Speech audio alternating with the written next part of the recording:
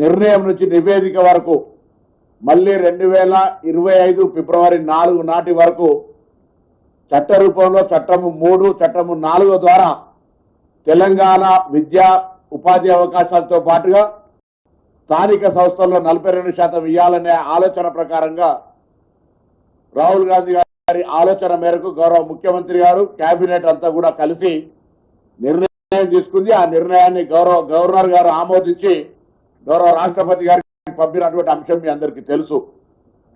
ఇటీవల కోర్టు ఇచ్చిన తీర్పులో భాగంగా నెల రోజుల లోపల రిజర్వేషన్లు 90 రోజుల్లో ఎన్నికలు జరపాలనేటువంటి మాట ప్రకారంగా చారిత్రాత్మకంగా 19వ కేబినెట్ ప్రజాపాలన ప్రభుత్వంలో 19వ కేబినెట్ 42% బీసీలకు రిజర్వేషన్ ఇవ్వాలి స్థానిక సంస్థల్లో అని నిర్ణయం చేసినటువంటి విషయాన్ని బలహీన వర్గాల శాఖ మంత్రిగా ఈ ప్రభుత్వంలో తెలంగాణ బలహీన వర్గాల ప్రజలందరూ కూడా నా శుభాకాంక్షలు ప్రభుత్వ పక్షాన్ని తెలియజేస్తా ఉన్నాం.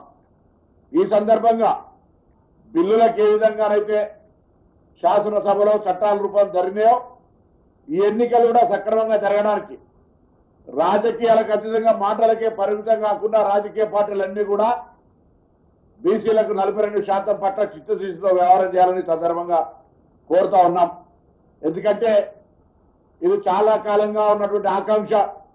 రాహుల్ గాంధీ గారు భారత్ జోడో యాత్ర సందర్భంగా ఉన్నటువంటి అసమానతలను గమనించి జిత్తున ఆబాదీ ఉత్తున ఇచ్చేదారి అని చెప్పి స్లోగన్ తీసుకొని ఇలా ముందుకు పోయే సందర్భంలో విదేశాల్లో ఉన్నత విద్యను చదువుకోవాలని అనుకుంటున్నారా? అయితే వెంటనే ఫ్లైగ్రాడ్ ఓవర్సీస్ ఎడ్యుకేషన్ కన్సల్టెన్సీని సంప్రదించండి. మీ విదేశీ కలలను సాకారం చేసుకోండి.